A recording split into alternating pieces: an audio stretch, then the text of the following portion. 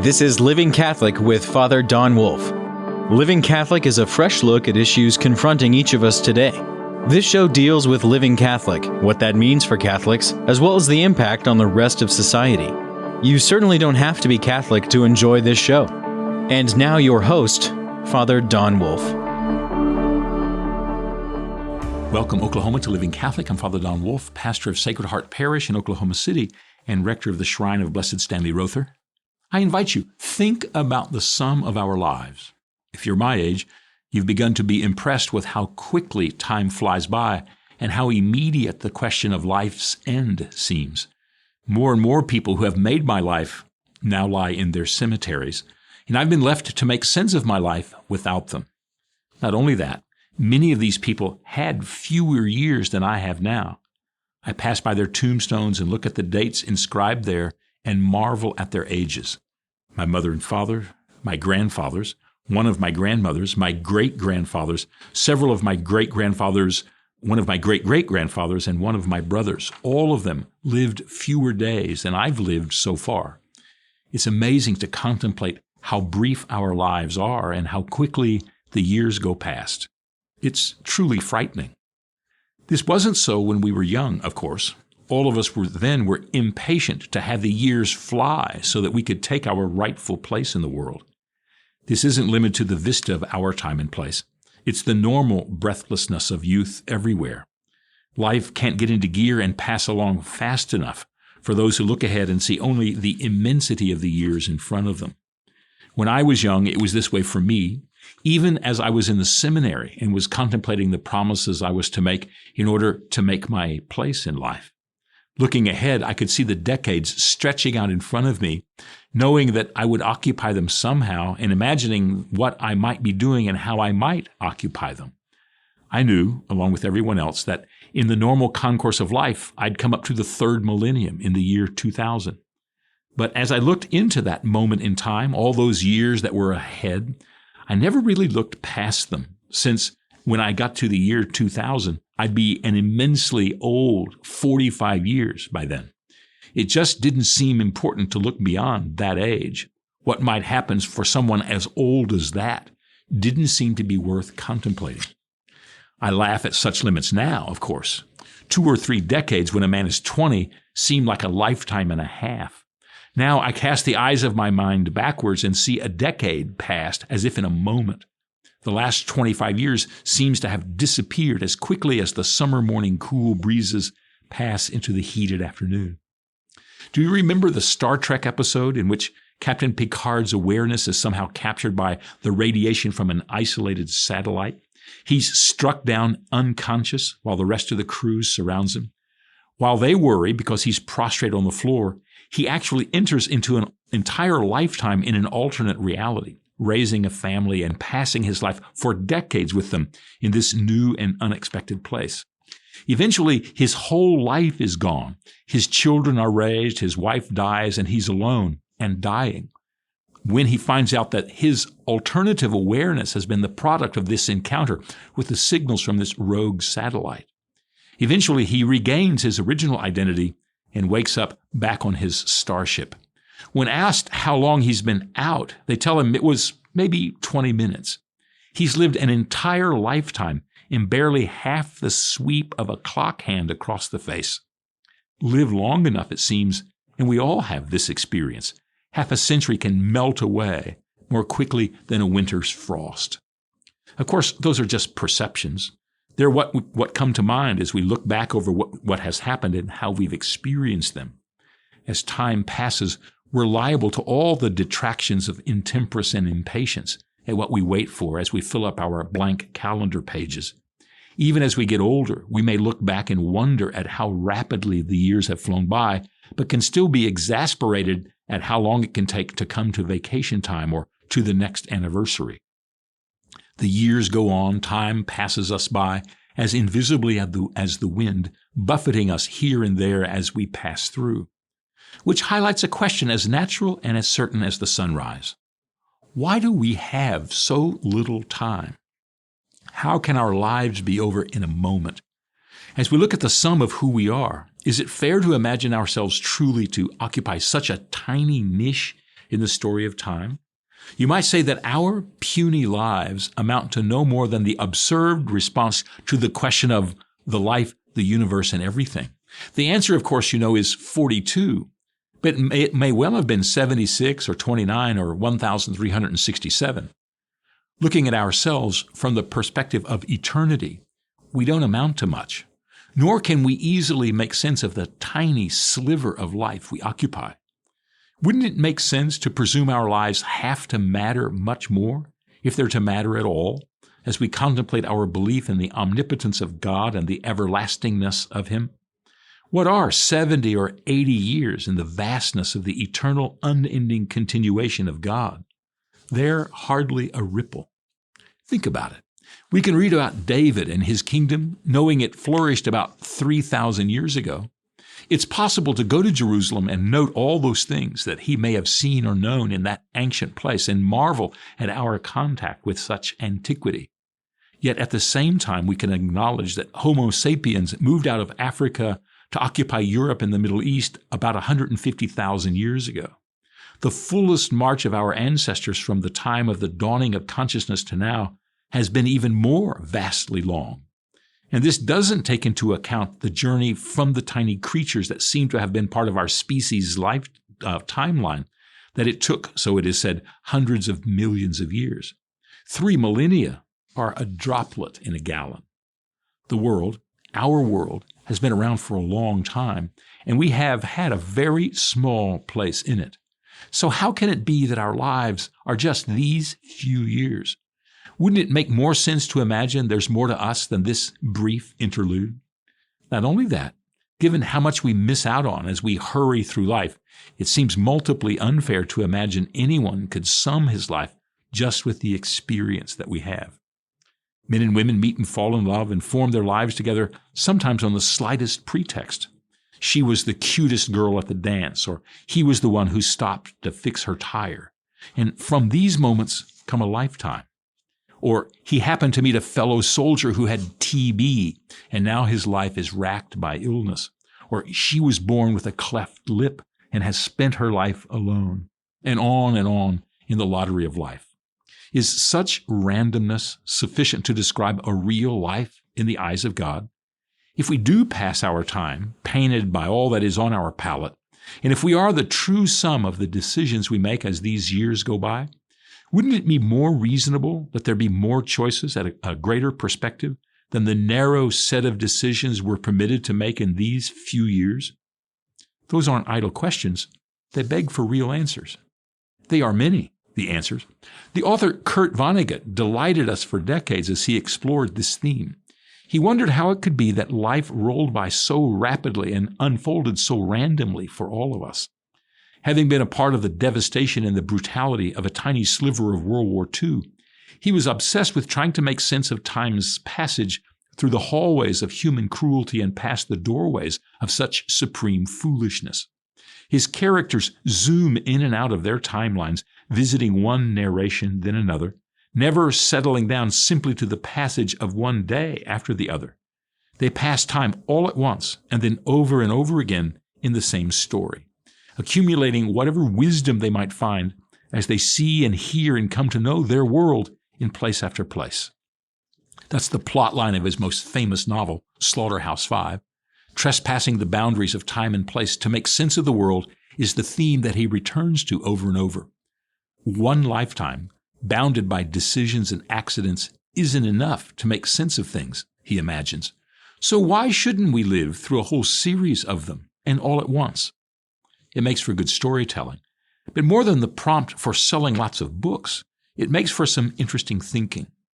Life, happening all at once, piling up in place after place, in which we can sample one version for one moment and then another, makes as much sense as the steady passage of one day, then another, and then another. At least life is happening all at once, and not only in the steady march of time as we wait for tomorrow to follow today. He does have a hard time not falling into the trap of imagining that life is just absurd, but he's certainly not the only one to have done that in his musings. Read the opening chapters of Ecclesiastes to get the biblical sense of unsettled conclusions about life. And Kurt Vonnegut's beginning lines aren't that much different than the concluding lines of Job. It's a long-running theme throughout literary reflection. Life and its brevity don't seem to ennoble us. Casting our gaze back over the intricacies of history seems to get us only to the wavy images of a summer afternoon. It's not a new concern. In fact, through the religious development of the ages, it was thought obvious that one lifetime was not sufficient to exhaust the religious needs of the people. Looking around, the spiritual insight was that the span of a man's life from childhood to old age was only the beginning of his time. He had age upon age by which to measure his life.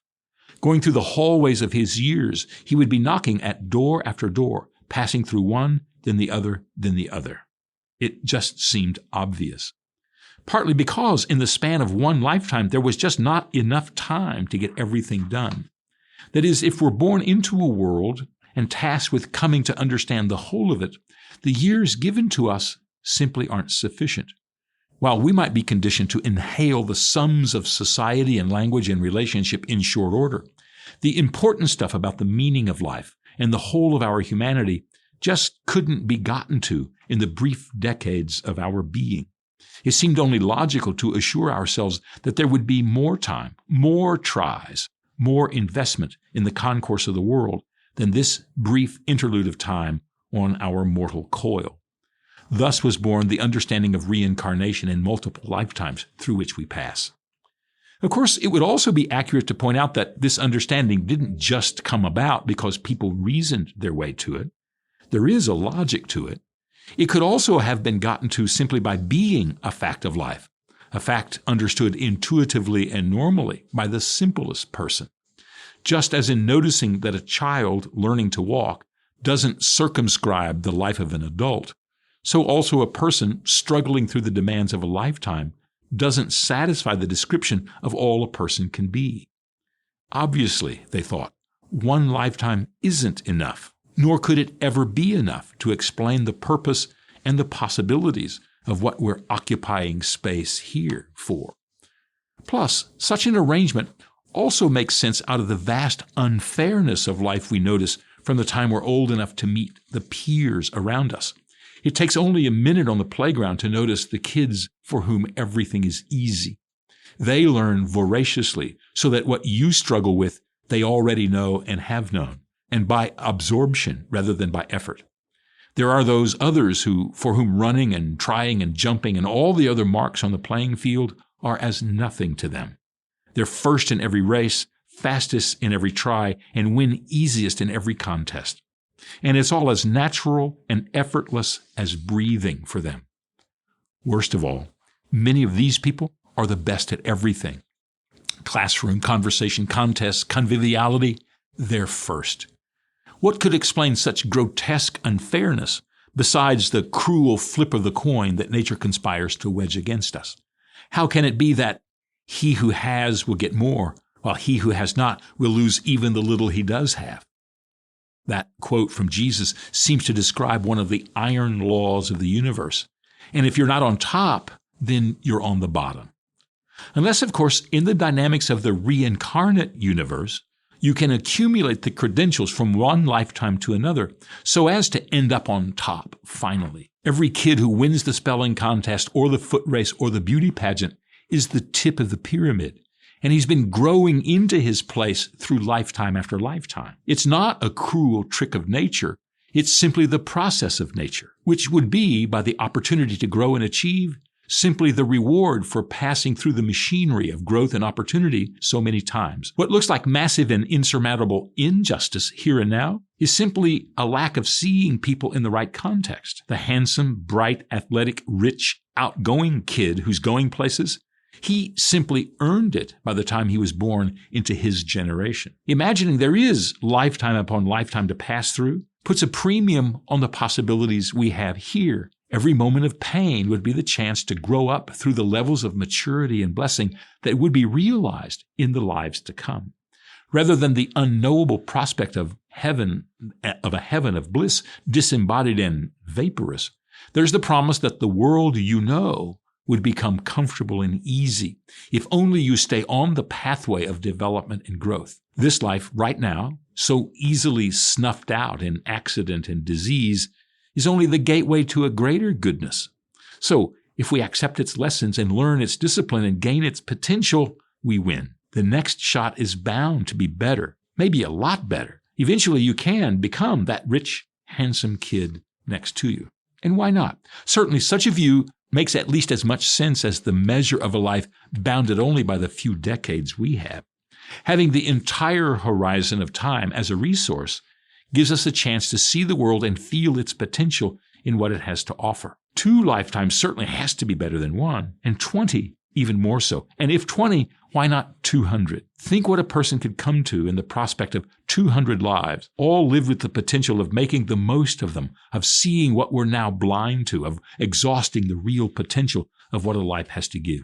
Reincarnation and its landscape all sounds attractive, especially to the tourist of such thinking, not having to live in it. It's possible to imagine all kinds of beautiful vacation houses built on its shores, fantasizing or being convinced that I cannot simply be measured by the sum of my life according to the circumstances and possibilities embodied right here and right now. That all sounds alluring. It is especially so when I pause to consider the deep sorrows of my life today. Knowing my life is really bounded only by tomorrow makes the sharpness of today bearable. But such explanations are still not quite adequate to the first concern.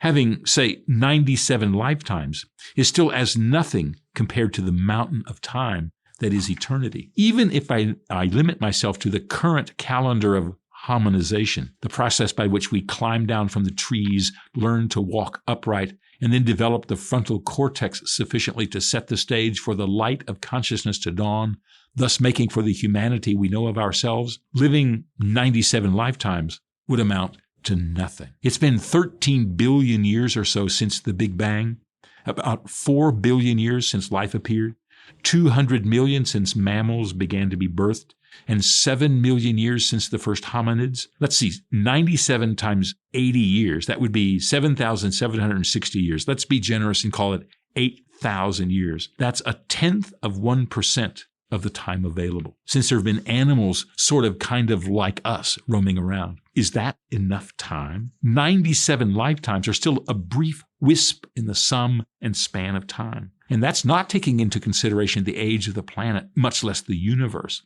A paltry 8,000 years is an eye blink and nothing more. And what exactly are we to learn in the sum of our lifetimes? It's hard to say, since no one seems to have any knowledge of what there is to learn of life, except by the revelation that comes to him. And yes, we certainly have rough instincts and broad understandings about the structure of life together and the energies that flow among us. But our universal experience is that of these are only blunt and broad at best, and provide only the most basic resource for us to get along in life. We have a very long history of the sadness of war and strife and plunder and betrayal and exploitation. It's hard to be confident that we might draw some important lessons from the meaning of lifetimes filled with such dross. True, there might be gold in them thar hills, but it shines only as trinkets amid a mountain of gray stone. Just turn to the harsh streets of any major city anywhere in the world. We don't seem to learn a lot. Plus, if we had all those lifetimes, they don't seem to bring us to a golden age from anyone except those very select few who seem to end up on top. The tip of a pyramid isn't only narrow, it's sharp.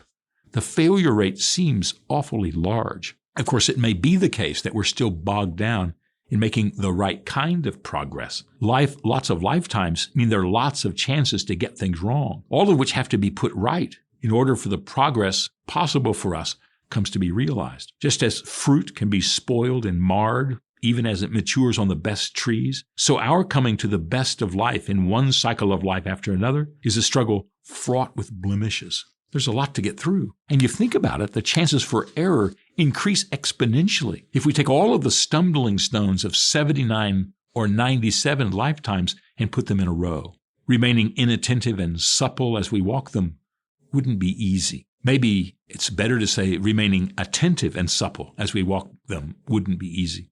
Maybe it's only natural that there are so few who make it, which seems to gut the principal argument of having more chances. We can't remember what we've learned. We can't draw on the experience of another time. We can't presume the gifts and graces from our previous experience.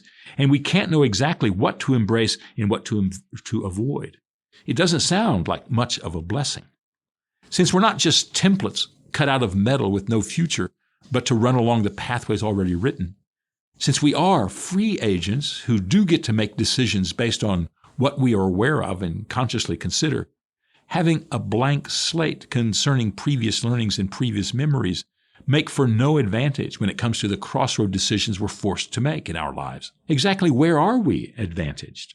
Just spend a moment reading through the biographies of those men and women who have advanced to the apex of power and beauty and achievement, and see how many catastrophes they've been unable to avoid.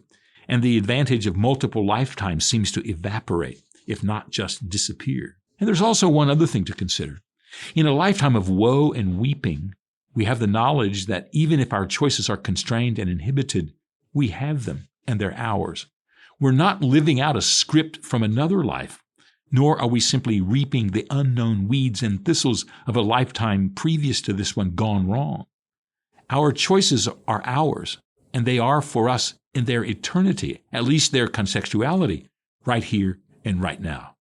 What we decide counts for molding our life. And if it is the only one we have, those choices matter. In fact, we know our own obduracy well enough to know that if we were tempted to imagine those lives didn't matter, we wouldn't face up to them. Having more chances, more attempts, more time doesn't necessarily give us more when it comes to the content of life. Maybe it's like more ice cream. After a while, the more you have, the less you enjoy. Plus, if we happen to notice that the die cast in someone else's life has fallen off the table, we know by revelation that we're to help them out. All of us fall into a life by chance, ultimately. So all of us are compelled to charity if we believe that we are the sons and daughters of the same Father, and so are brothers and sisters to one another. But if all of life's circumstances are simply constructed by the products of previous lives, we are not only not responsible to help anyone else, our helping could cast them into even more lifetimes of pain and punishment. What if starving in the gutter were the appropriate price to pay and the lesson to be learned from a previous lifetime? To help somebody we found starving and share the food we have with them in his starvation is but a part of the curriculum of necessary suffering. And if that's the case, it would be to curse his future. Keeping what we have and keeping it from the starving is an act of real charity. By not helping, we would be doing right. If we believe one lifetime isn't sufficient to build a life, this is what we have. Our passions and temptations, our triumphs and our sins are ours, and they are here and now. No wonder we need a Savior and a revelation. They give us hope. Were we to have neither, there'd be no hope at all, which is the world without what we've been given, a world without hope. Back in just a moment.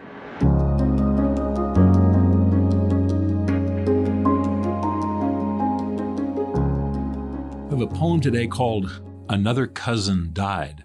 Just got the news from the family. Another cousin died.